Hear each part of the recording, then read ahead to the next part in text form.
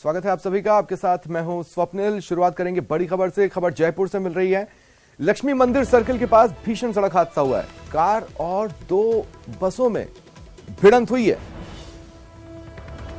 24 लोग, देखिए जो सूचना फिलहाल मिल रही है, 24 से ज्यादा लोग इस हादसे में घायल हुए हैं। पुलिस मौके पर पहुंच चुकी है। सभी घायलों को अस्पताल पहुंचाया गया है। ज्यादा जानकारी के लिए बात करेंगे सहयोगी लवली से।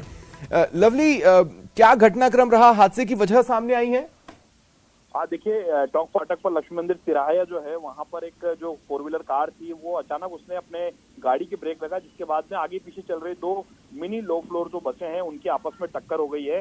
बसों के अंदर जो लोग मौजूद थे, 2 दर्जन लोग, उन्हें मामूली जो चोटें हैं वो आई है। उन लोगों को नजदीक का जो अस्पताल है, जिन लोगों को 3 लोग ज्यादा इसमें गंभीर घायल हुए, उन्हें नजदीक के अस्पताल में जो है वो भर्ती कराया गया। तमाम लोगों से पुलिस जो है पूरी बयान दर्ज कर रही है, उनसे बातचीत कर रही है। लेकिन जो कार चालक था, जिसके ब्रेक लगाने की वजह से अचानक पूरा घटनाक्रम हुआ, वो मौके से फरार है, जिसकी सीसीटीवी फुटेज के आधार पर पुलिस ने वायरलेस कॉल के आधार पर पूरे शहर में नाकेबंदी के निर्देश जो है वो दिए हैं। फिलहाल जो है लक्ष्मी मंदिर तिराहे का जो ट्रैफिक जो कि डाइवर्ट हो गया था, डिस्टर्ब हो गया था इस हादसे की वजह से, उसे सुचारू बनाने की कोशिश की जा रही है और मौके पर जो ट्रैफिक पुलिस के जवान हैं वो मौके पर तैनात हैं। जी चलिए, शुक्रिया।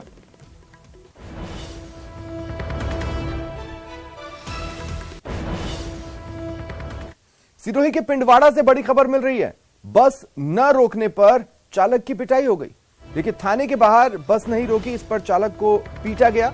बस न रोकने पर कांस्टेबल ने रोडवेज बस चालक को पीट दिया। बस आगे बढ़ाने पर बुजुर्ग बस चालक को पीटा गया। स्वरूपगंज थाने में ड्राइवर ने एफआईआर करवाई है। यात्रियों ने कांस्टेबल पर कार्रवाई की मांग की है।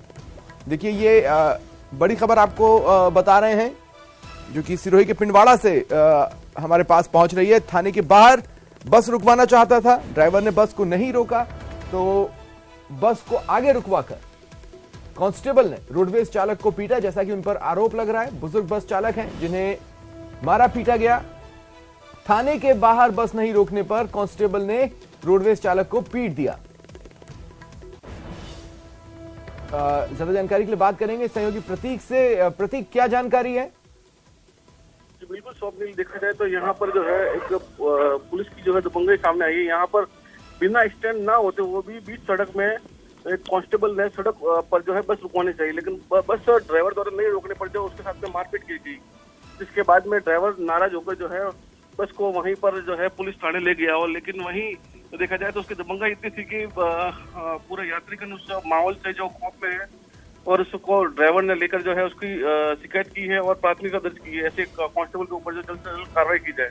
जी चलिए, शुक्रिया तमाम जानकारी के लिए। झालावाड़ जिले में बदमाशों के हौसले लगातार बुलंद हो रहे हैं। ताजा मामला गंगधार थाना क्षेत्र के तलावली इलाके में आया। बदमाशों ने रेलवे द्वारा बनाए जा रहे अंडर ब्रिज के पास मजदूर कैंप पर फायरिंग की। मजदूरों ने बताया, हथियारों से लैस बदमाश पहुंचे, हवाई फायरिंग कर रुपयों से भरा बैग, गैस सिलेंडर लूट कर ले गए। घटना के बाद निर्माण साइट इंचार्ज ने बदमाशों के खिलाफ मामला दर्ज करवाया। फिलहाल पुलिस जांच कर रही है।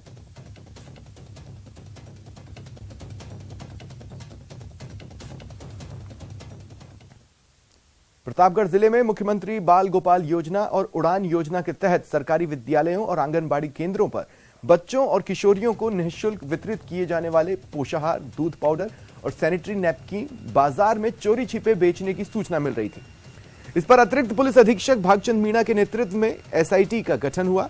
टीम ने पोषाहार, सैनिटरी नैपकिन और दूध पाउडर गबन मामले में 8 सरकारी शिक्षकों और 2 फैक्ट्री मालिकों को गिरफ्तार किया। मामले में अब तक 18 आरोपियों की गिरफ्तारी हुई है। पुलिस के रडार पर और भी सरकारी शिक्षक और कर्मचारी हैं। एसपी अमित कुमार के निर्देशन में गठित एसआईटी गहन छानबीन कर रही है। पुलिस अभी तक 1.25 लाख सैनिटरी नैपकिन, 11 क्विंटल दूध पाउडर और कई क्विंटल पोषाहार जब्त कर चुकी है।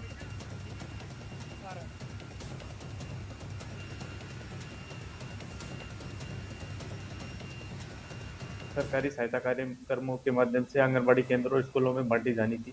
उसमें गबन के मामले में 5 एफआईआर जिला प्रतापगढ़ में की गई थी। उसमें 5 मुख्य आरोपियों की गिरफ्तारी के बाद में कल और आज मिलाकर 8 ऐसे सरकारी स्कूलों के अध्यापक, जिसमें 2 प्रधानाध्यापक भी शामिल हैं, उनको गिरफ्तार किया गया है। इसके अतिरिक्त एक व्यक्ति अहमदाबाद से गिरफ्तार हुआ है और एक व्यक्ति सूरत से गिरफ्तार हुआ है। ये जो अहमदाबाद और सूरत की गिरफ्तारी है, ये वो लोग हैं जो फैक्ट्री संचालित करते हैं। राजस्थान पुलिस का एक बार फिर अमानवीय चेहरा सामने आया। मामला सिरोही के स्वरूपगंज थाना इलाके का है, जहां पुलिस ने पंचदेवल गांव के बाबूराम गरासिया को पूछताछ के नाम पर उठाया। आरोप है बाबूराम गरासिया को पुलिस ने 10 दिन तक बंधक बनाकर रखा, उसके साथ बेरहमी से मारपीट की। पुलिस की मारपीट से बाबूराम गरासिया का पैर फ्रैक्चर हो गया और उसे कई अंदरूनी चोटें भी आई हैं। पीड़ित के साथ उसका परिवार खौफ में है।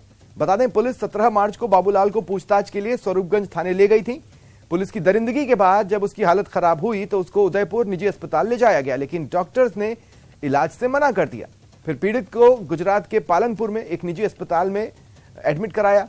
पुलिस ने उनकी इस कदर पिटाई की कि वो अपने पैरों पर ठीक से खड़े भी नहीं हो पा रहे। वो न्याय के लिए एसपी से भी गुहार लगा चुके हैं, लेकिन अब तक कोई कार्रवाई नहीं हुई है।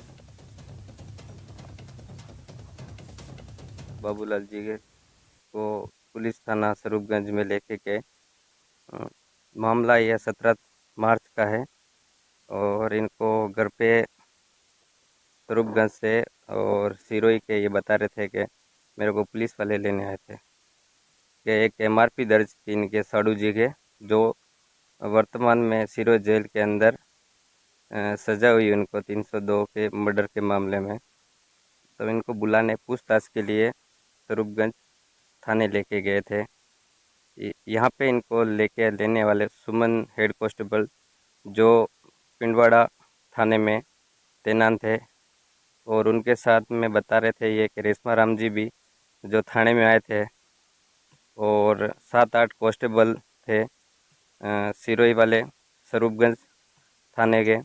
इनके साथ बेरहमी से मारपीट की।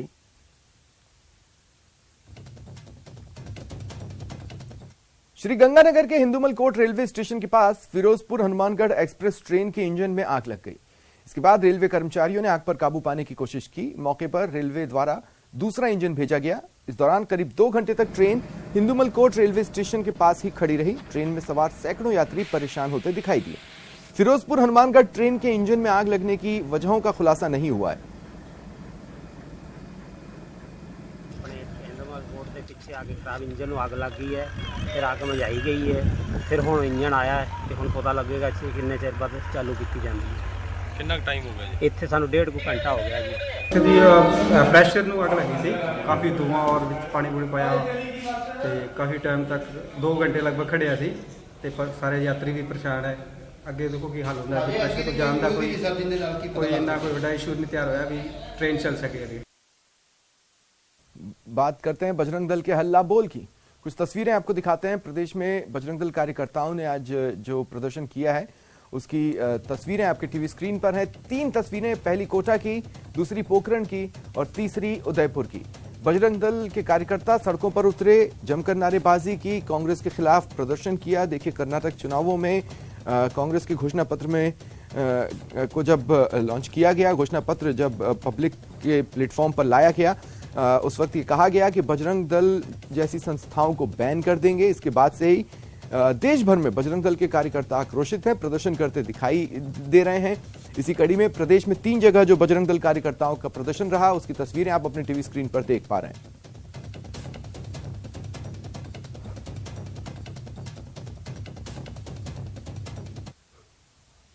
तो कर्नाटक विधानसभा चुनावों के लिए जारी घोषणा पत्र में कांग्रेस ने बजरंग दल पर बैन लगाने का वादा किया। इसके विरोध में कोटा में बजरंग दल के साथ कई हिंदू संगठन सड़कों पर उतरे। इन्होंने विश्व हिंदू परिषद के कार्यालय से कांग्रेस कार्यालय तक आक्रोश रैली निकाली। प्रदर्शनकारियों ने जोरदार नारेबाजी की, हनुमान चालीसा का पाठ किया। प्रदर्शन को देखते हुए कांग्रेस दफ्तर के बाहर सुरक्षा के कड़े इंतजाम थे। एडिशनल एसपी समेत भारी जाब्ता तैनात रहा।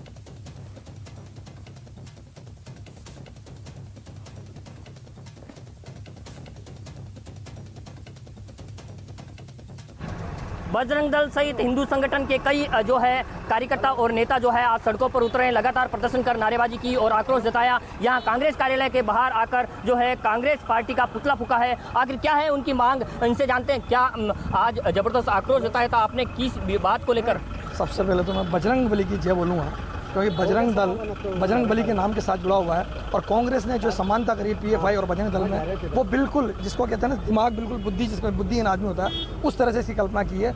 बजरंग दल पे बैन करने की जो सोची है वो कल्पना ही सोच से परे है कि उन्होंने किस तरह से सोच लिया। बजरंग दल एक राष्ट्रवादी संगठन है, बजरंग दल हिंदुस्तान का संगठन है, हिंदुस्तान के जनता का संगठन है। तो बजरंग दल ने अग्रणी भूमिका में आकर हिंदू समाज की सुरक्षा के लिए काम किया। शायद यही बात कांग्रेस को खटकी कि हिंदू समाज की सुरक्षा नहीं होनी चाहिए, हिंदू समाज की सेवा नहीं होनी चाहिए, इस भारत माता की सेवा नहीं होनी चाहिए। ऐसे राष्ट्रवादी संगठनों को बैन किया जाए ताकि इस भारत को हिंदू राष्ट्र नहीं बनाया जा सके। जो देखा जा रहा है, जो बजरंग दल को कांग्रेस ने बैन करने का पीड़ा लिया है, तो हिंदू सारे आज रोडों पे उतरे हुए हैं और जगह जगह प्रदर्शन हो रहे हैं। कोटा से न्यूज 18 हिंदुस्तान के लिए ओम प्रकाश मारू।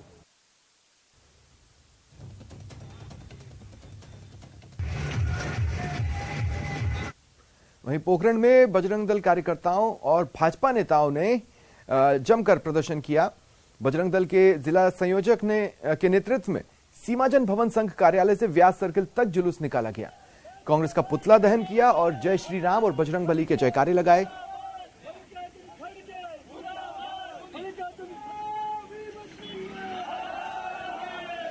कांग्रेस का हमेशा यही रहा है हिंदू समाज के खिलाफ, अल्पसंख्यक मोर्चे, अल्पसंख्यक समुदाय को खुश करने के लिए, उनका वोट बैंक लेने के लिए, साधने के लिए। रणनीति ये है, कांग्रेस का अंत हो चुका है, निश्चित है, अब अंतिम कगार के ऊपर है। और हिंदू समाज देश भर के अंदर जागृत है। इतिहास गवाह है, जब से कांग्रेस बनी आज तक कांग्रेस के बयान आपने पढ़े होंगे।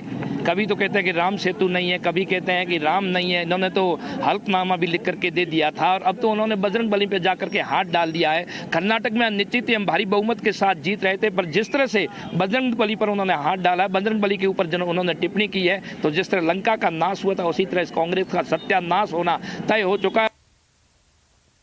अलवर के बहरोड में बीजेपी ने बहरोड विधायक के खिलाफ रैली निकाली और बलजीत यादव के खिलाफ नारेबाजी कर उनकी गिरफ्तारी की मांग की। बीजेपी नेता डॉक्टर शानू यादव ने कहा कि पिछले 4 साल में बहरोड की जनता विधायक के कामों से त्रस्त है, हर तरफ भ्रष्टाचार और अपराध फैल चुका है। रैली के बाद राज्यपाल के नाम तहसीलदार को ज्ञापन भी सौंपा गया।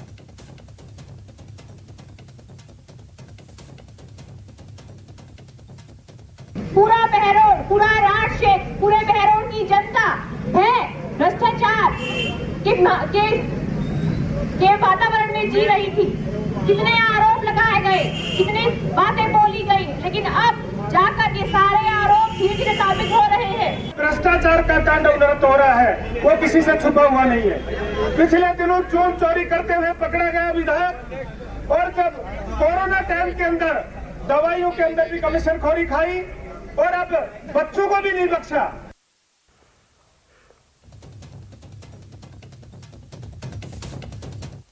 कर्नाटक चुनावों में पीएम मोदी ने जयपुर सीरियल बम ब्लास्ट का जिक्र कर कांग्रेस पर निशाना साधा। अब प्रदेश बीजेपी 13 मई को जयपुर में धरना प्रदर्शन करेगी। ब्लास्ट मामले को लेकर बीजेपी प्रदेश अध्यक्ष सीपी जोशी ने प्रदेश सरकार पर निशाना साधते हुए कहा कि कुर्सी बचाने के लिए बड़े वकील खड़े किए जाते हैं। आतंकवादी अपने बचाव के लिए 21 वकील खड़े कर सकते हैं, तो क्या जयपुर की जनता के लिए बड़ा वकील नहीं खड़ा किया जा सकता था? एक एजेंसी जो काम करती है उस आधार पर उनको फांसी की सजा होती है, निचली अदालत जो निर्णय करती है। आखिर क्या कारण है कांग्रेस की सरकार आने के बाद नीचे की जांच एजेंसियों की कमजोरी के कारण वो अपराधी, वो आतंकवादी बरी हो जाते हैं? ये कोई सामान्य घटना नहीं है। और सरकार बचाने के लिए आप बड़े वकील खड़े कर सकते हो, आतंकवादी अपने बचाव के लिए 21 वकील खड़े कर सकते हैं, तो क्या राजस्थान की सरकार ऐसी निकम्मी और नकारा और कमजोर सरकार है जो जयपुर की जनता के लिए कोई एक भी सुप्रीम कोर्ट का वकील खड़ा नहीं कर सकती? बीजेपी विधायक रामलाल शर्मा ने कांग्रेस पर निशाना साधा। बीजेपी विधायक रामलाल शर्मा ने बिजली के बिलों का उदाहरण देकर कहा कि कांग्रेस सपना दिखाने और समेटने का काम कर रही है। राजस्थान के मुख्यमंत्री को जादूगर कहा जाता है और जादूगर की जादूगरी अब दिखने में लगी है। होर्डिंगों के अंदर बड़े बड़े इस बात के दावे किए गए कि इतनी यूनिट फ्री, किसानों को इतना लाभ, 2000 यूनिट एग्रीकल्चर के अंदर फ्री, 50 यूनिट को बढ़ाकर 100 यूनिट की गई, 100 यूनिट को बढ़ाकर 200 यूनिट की गई, इस तरीके के दावे किए गए। लेकिन जब आम आदमी, आम उपभोक्ता के हाथों के अंदर जब बिल पहुंचा तो वो अपने आप को ठिगा सा महसूस कर रहे थे। सारे के सारे दावे झूठे निकले। 2 कंज्यूमरों के बिल मेरे पास है, जिस कंज्यूमर को मैं दिखाना चाहूंगा। 1497 रुपए का ये बिल आया पिछले महीने, और उसके अंदर 235 रुपए ये फ्यूल चार्ज के लगाए गए। 10 मई को प्रधानमंत्री मोदी राजसमंद आएंगे। नाथद्वारा दौरे के दौरान पीएम मोदी मावली मारवाड़ आमान परिवर्तन की आधारशिला रखेंगे। प्रभु श्रीनाथ जी के दर्शन करने के बाद नाथद्वारा में रोड शो भी कर सकते हैं। पीएम मोदी के प्रस्तावित नाथद्वारा दौरे को लेकर तैयारियां तेज हैं। रेलवे जिला प्रशासन के साथ बीजेपी नेताओं ने नाथद्वारा के दामोदर दास स्टेडियम का निरीक्षण किया और जनसभा इस इलाके में करने को लेकर रूपरेखा तैयार की गई।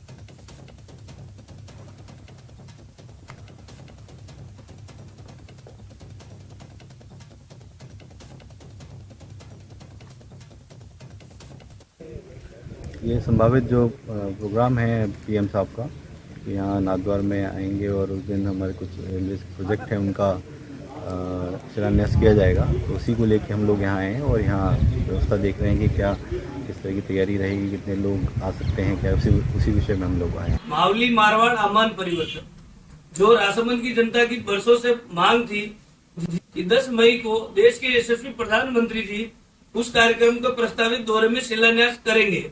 साथ ही राजस्थान के नवनियुक्त प्रदेश अध्यक्ष सीपीजी जोशी का आभार जो उन्होंने ये कार्यक्रम राजसमंद में दिया, और इससे संपूर्ण मेवाड़ में भारतीय जनता पार्टी को जबरदस्त उत्साह मिलेगा और हम राजसमंद वासियों के लिए गर्व का विषय है। भारतीय जनता पार्टी राजस्थान के चुनाव में प्रचार का आगाज प्रधानमंत्री नरेंद्र मोदी के श्री नाथद्वारा दौरे के साथ करने का मन बना चुकी है।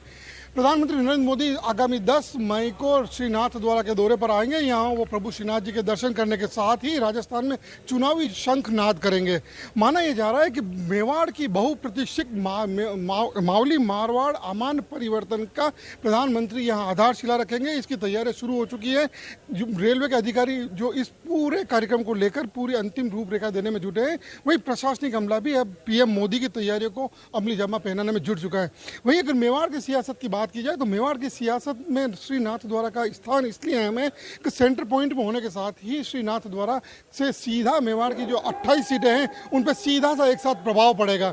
और वो अगर प्रधानमंत्री नरेंद्र मोदी अगर नाथद्वारा में आकर अपने चुनावी शंखनाद का बिगुल बजाते हैं तो सीधा सा 28 सीटों पर एक साथ प्रभाव करके बीजेपी कहीं न कहीं इसका माइलेज लेना चाहती है। और माना यह जाता है कि जिसने मेवाड़ को जीत लिया उसने राजस्थान को जीत लिया।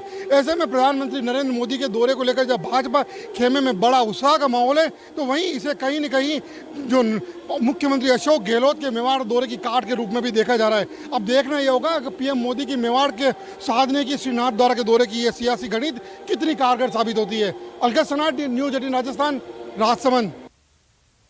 लोक देवता बाबा रामदेव के बाद धरती पर अवतारी पुरुष के रूप में किसी को देखा जा रहा है तो वह है अशोक गहलोत। यह हम नहीं कह रहे हैं, यह कहना है पाली के पूर्व सांसद बद्रीराम जाखड़ का। जोधपुर में मीडिया से बात करते हुए ये तुलना की बद्रीराम जाखड़ ने और उसके साथ उन्होंने तर्क दिया। साथ ही बद्रीराम जाखड़ ने कहा अशोक गहलोत राष्ट्रीय लेवल के नेता हैं और वो चौथी बार भी सीएम बनेंगे। गांधीवादी नेता है, इसके ऊपर कोई मोदी जैसा आदमी अशोक गहलोत की प्रशंसा करता है तो समझ लो नहीं आप कितना बड़ा आदमी है, राष्ट्रीय लेवल का आदमी है अशोक गहलोत, कोई कम हस्ती नहीं है। आने वाले मुख्यमंत्री अशोक गहलोत बिल्कुल मुख्यमंत्री बनेगा चौथी बार। और मैं कहना चाहता हूँ ये तो एक भगवान के रूप में मैंने जनता की सेवा के लिए उतरा है। ये तो पहले क्या तो बाबा रामदेव जी उतरे थे कि अशोक गहलोत जी सेवा देने के लिए भगवान के रूप में उतरा है। मैं गहलोत जी को धन्यवाद देना चाहता हूँ, बधाई देना चाहता हूँ। और प्रतापगढ़ से बड़ी खबर है, प्रेम प्रसंग के चलते युवक की हत्या कर दी गई। युवक की लाठियों से पीट कर हत्या की गई। पुलिस ने 2 आरोपियों को मामले में डिटेन किया है। महिला के पति और सहयोगी ने जानकारी मिल रही है हत्या की है। पूरे मामले की जांच में पुलिस जुटी हुई है। देखिए प्रतापगढ़ से ये बड़ी खबर आपको बता रहे हैं। प्रेम प्रसंग वो कारण बना जिसके चलते एक युवक की हत्या कर दी गई। इस युवक की लाठियों से पीट कर हत्या की गई है। पुलिस ने 2 आरोपियों को डिटेन किया है। एक तो महिला का पति और दूसरा उस पति का सहयोगी जिन पर हत्या का आरोप है। पुलिस मामले की जांच में जुटी हुई है। और जयपुर में जेडीए का एक्शन, अवैध निर्माणों पर जेडीए का एक्शन जारी है। आज वैशाली नगर में सरकारी जमीन से अतिक्रमण हटाया गया। बेनाड मोड़ पर 2 अवैध दुकानों पर बुलडोजर चला है। नांगल सुसावतान में अवैध कॉलोनी को ध्वस्त किया गया है। जेडीए का ताबड़तोड़ एक्शन आज भी जारी है।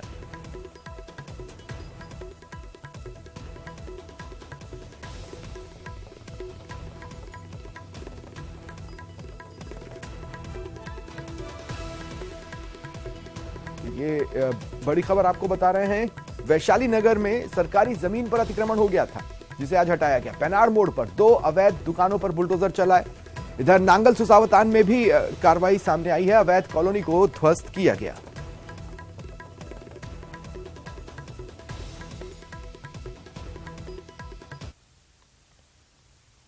और जयपुर में एडिशनल पुलिस कमिश्नर बैंक डकैती हवाला कारोबारी से ठगी वारदातों का खुलासा कर रहे हैं। सीधे चलते हैं। 3 और 4 तारीख को जयपुर के आयुक्तालय क्षेत्र में जो जिला नॉर्थ है उसमें 2 सनसनीखेज गंभीर घटनाएं हुई थी। एक 3 तारीख को होती है जिसमें बेसिकली एक हवाला का कारोबारी जो फाइनेंसर है उसके साथ में फर्जी पुलिसकर्मी बन करके ठगी और झांसे के थ्रू 20 लाख रुपए का बैग पार कर दिया गया था। और दूसरी घटना थी जो 4 तारीख को हुई थी जयसिंहपुरा खोर थाना क्षेत्र के अंदर राजस्थान मरुद्रा ग्रामीण बैंक के अंदर दोपहर में करीब 2:45 बजे के आसपास में 2 व्यक्ति हथियारबंद होकर के बैंक में प्रवेश करते हैं और बैंक के कर्मचारियों को बंधक बना करके करीब 5.5 रुपए की लूट कर की जाती है। दोनों चूंकि गंभीर घटनाएं थी जयपुर शहर की, सीपी साहब ने इसमें विशेष निर्देश देकर के डीसीपी नॉर्थ और एडिशनल एसपी नॉर्थ के सुपरविजन में विशेष टीमें गठित की थी, जिन्होंने कड़ी मेहनत करके दोनों ही घटनाओं का चंद घंटों में ही खुलासा किया है। पहली जो घटना है बेसिकली कोतवाली क्षेत्र की, जहाँ पे 20 लाख का बैग पार कर गया था। ये एक अंतर्राज्यीय गैंग है, बेसिकली ईरानी गैंग, जो पूर्व में भी इतिहास रहा है जयपुर के क्षेत्र में वारदात करने का। उसी मोडस ऑपरेंडी पे वारदात हुई थी और उस गैंग के करीब 4 सदस्य गिरफ्तार किए हैं पुलिस ने और कुछ रकम भी इनसे बरामद हुई है। कुछ उनके साथी हैं जो आरोपी जो भाग गए थे, अभी उनके तलाश में टीमें हमारी काम कर रही है। और दूसरी घटना जो जयसिंहपुरा खोर क्षेत्र में हुई थी वो 2 आरोपियों द्वारा की गई थी। दोनों आरोपी पुलिस स्थानीय आरोपी हैं, वो जयपुर क्षेत्र के, उन दोनों को गिरफ्तार किया है और उनसे मोटरसाइकिल जिस वारदात की थी इन्होंने और जो पिस्टल और चाकू वारदात में काम में लिया था और लूटी गई रकम ये भी बरामद की गई है और इनसे गंभीरता से अनुसंधान किया जा रहा है।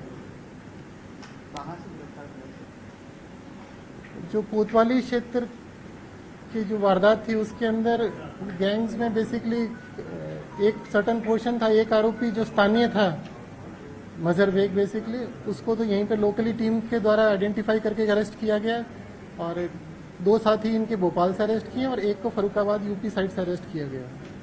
तो जैसे मैंने बताया ये अंतर्राज्यीय गैंग है, इनके काफ़ी स्टेट्स में इनके केसेस चलते हैं।